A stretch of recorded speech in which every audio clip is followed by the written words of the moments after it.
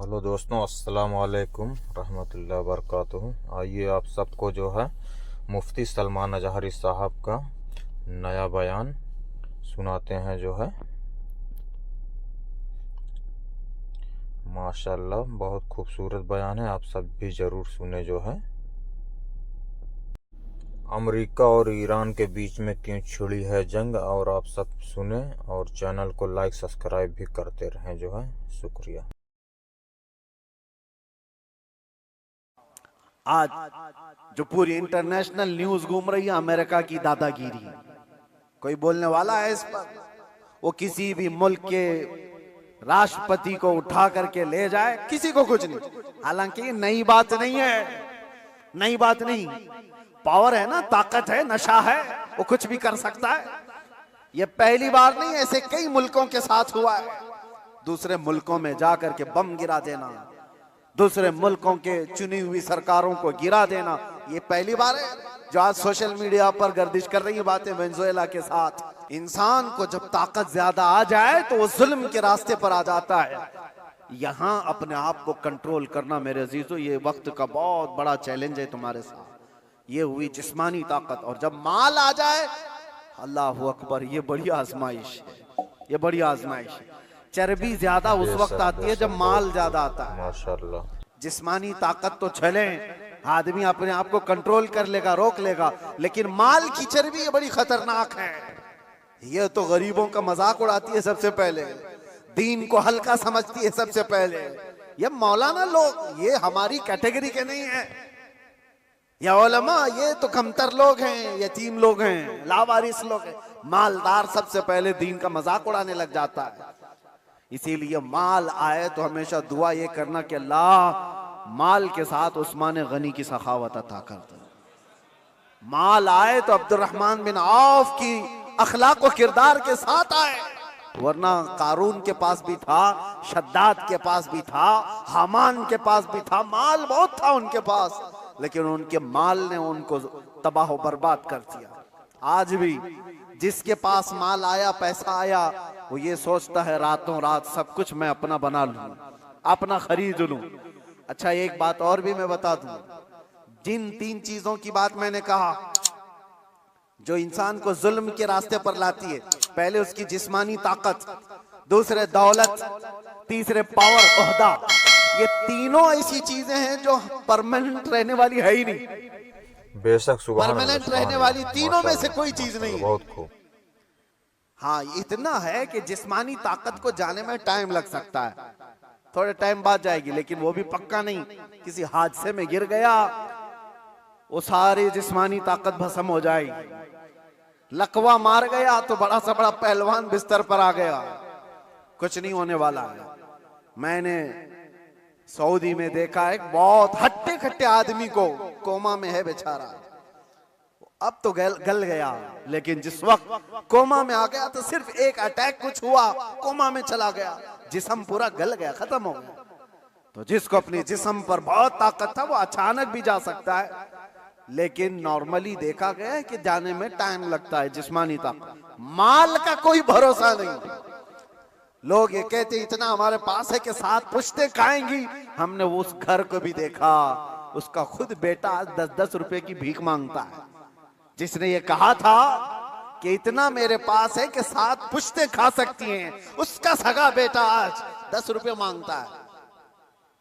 ये माल को जाने में ज्यादा वक्त नहीं। तीसरा पावर और मनसब। जो लोग आज बैठे हुए हैं उनको लगता है कि सब कुछ हम अपनी कुर्सी से कर लेंगे। तुम्हारी कुर्सी को हिलने में देर नहीं लगता। तुम्हारा जुल्म जो है ये दीमक है जो इस कुर्सी को खाकर खत्म कर देगा।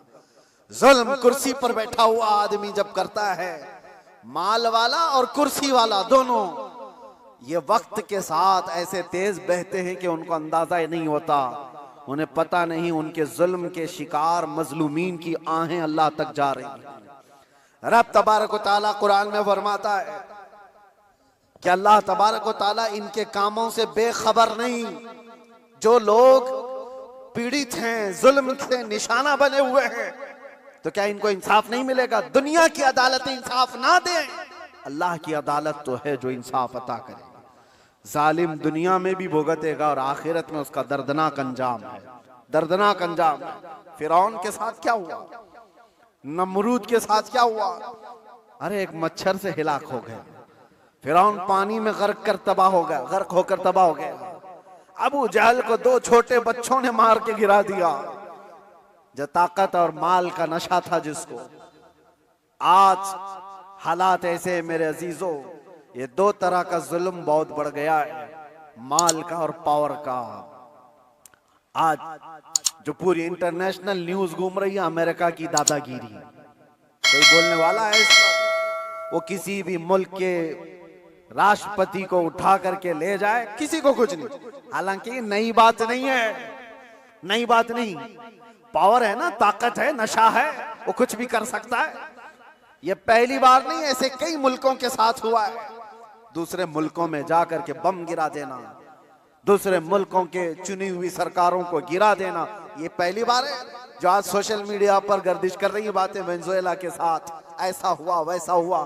अरे खुद यहाँ हमारे मुल्क में जब मुंबई पर अटैक हुए थे, हमले हुए थे, आपको पता होगा, काफी साल पुरानी बात, ताज पर और ये वीटी में जो हमले हुए थे, उस वक्त पकड़ करके एक अजमल कसाब को तो बहुत घुमाया गया है न्यूज में, लेकिन आपको पता है एक मास्टरमाइंड और भी था, डेविड नाम का, और उसको गिरफ्तार भी किया गया। लेकिन अमेरिका की फौज आकर उसको रातों रात यहां से लेकर अमेरिका चली गई, और ये कह करके कि इसका मुकदमा हम चलाएंगे।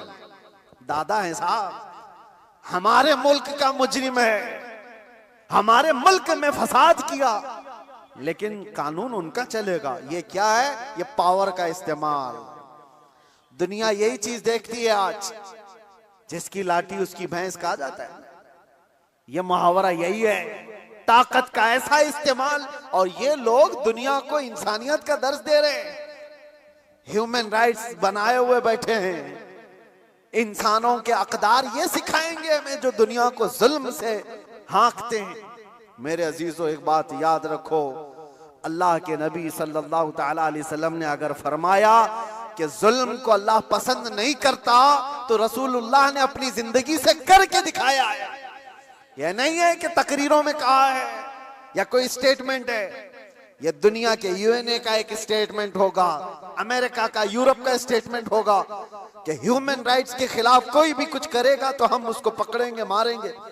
जुल्म के खिलाफ हम बोलेंगे, हम पीस चाहते हैं। ये सब ढकोसले हैं, जुमलेबाजियां हैं, लेकिन सब उनके खुद के अमल की बात आए तो कोई इसमें खरा नहीं है, कोई पक्का नहीं है। लेकिन आओ, बारगाह रिसालत मुआब सल्लल्लाहु अलैहि वसल्लम, अल्लाह के नबी सल्लल्लाहु तआला अलैहि वसल्लम जब फरमाते हैं कि जुल्म जायज नहीं, तो मस्जिद नबवी का वो माहौल है, सहाबा बैठे हैं, हुजूर ने फरमाया ये मेरे आखिरी वक्त होंगे, मैं दुनिया से जा रहा हूं, मफहूम मैं बता रहा हूं, इसके बाद हो सकता है तुमसे मुलाकात ना हो, लेकिन तुम में से किसी पर भी कोई हक मेरा बाकी रहे या मुझ पर किसी का हक बाकी है तो खड़ा हो और मुझसे सवाल करे। हुजूर ने फरमाया, और एक साहबी खड़े हो गए, कहा या रसूलुल्लाह आप पर मेरा एक हक है। कहा क्या है? फला जंग में जब जा रहे थे आप सफ़ें सीधी कर रहे थे, मैं थोड़ा बाहर आ गया था, आपने छड़ी से मुझे मार दिया था, मैं बदला लेना चाहता हूं, आप पर मेरा हक है।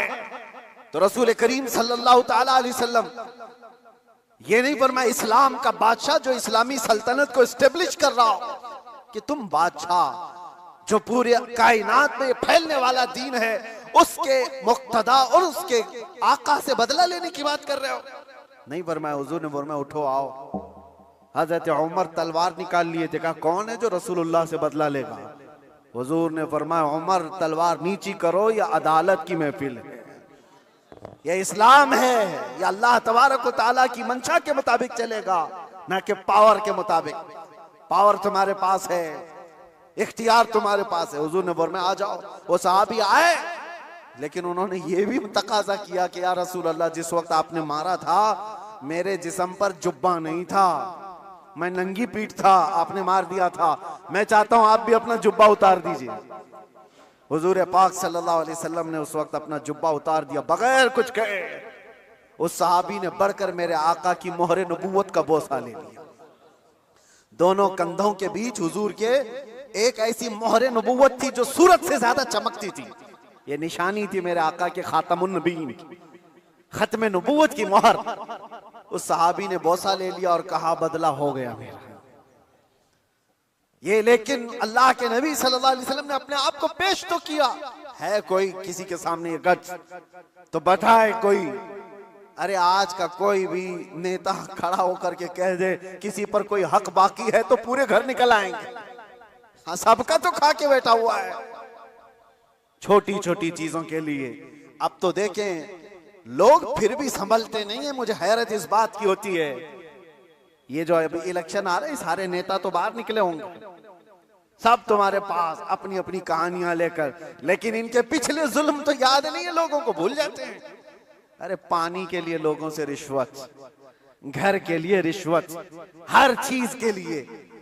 ये मखलूक के साथ जो जुल्म करके कुर्सी संभालते हैं, इनका जब वक्त आए तो मेरे अजीजों तुम्हें भी तो अपने पावर का इस्तेमाल करना चाहिए। एक बात याद रखो, इमाम हुसैन का ये जुमला है, आपने फरमाया था कि मेरे नजदीक जालिम वो नहीं जो किसी को मारता है, जालिम वो भी है जो उसके जुल्म को देखकर खामोश रहता है, आवाज नहीं उठाता। और यहां आवाज उठाने की बात तो छोड़ो, तुम तो ताउन कर रहे हो। आप भाई आगे बढ़ो, हम तुम्हारे साथ हैं। जुल्म करते रहो, हम भी तुम्हारे साथ हैं। पैसा खाते रहो, हम भी तुम्हारे साथ हैं। ये क्या है? ये निजाम को बदलने की जरूरत है। आज पावर का जो इस्तेमाल हो रहा है, गलत इस्तेमाल, इसको बदलने की अपने अंदर सोच पैदा करो। आप सोचते होंगे हम थोड़ी तादाद में, हमसे क्या होगा? हरगिज मत सोचो। एक की सोच से भी इनकलाब आता है, एक की सोच से भी इनकलाब आता है। बढ़ना तुम्हारा काम है। तुम क्यों सोचते हो कि पूरी दुनिया मेरे साथ खड़ा होना चाहिए? नहीं, सरकार मुजाहिदे मिल्लत रहमतुल्लाह ताला अलैह बहुत दिल के अंदर मलाल लेकर के चलते थे। उम्मत के हालात ऐसे, मैं उनको पढ़ा तो मैं भी कई मर्तबा ऐसा, जिसको कहते हैं ना डिसअपॉइंट हो जाना, हालात को देख रहे यार कोई आता ही नहीं, क्या फायदे का हम चिल्लाते रह जाएं, लोग आपस में इख्तिलाफ करके छोड़ के चले जाएं।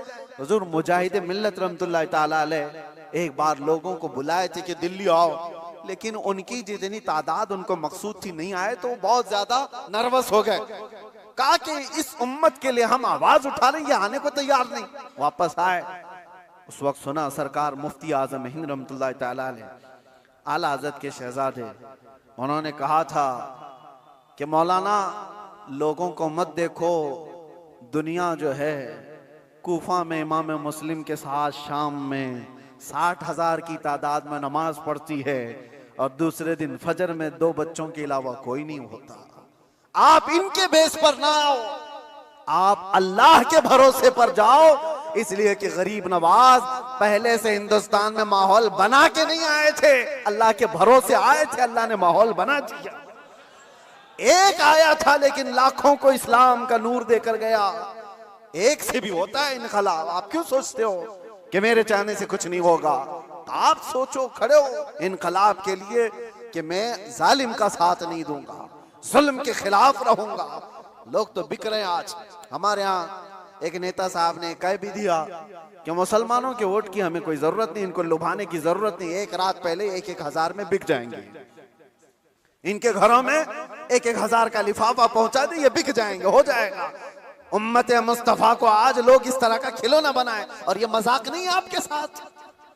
आप उसके बावजूद भी ये कहते भाई आगे बढ़ो, हम तुम्हारे साथ हैं।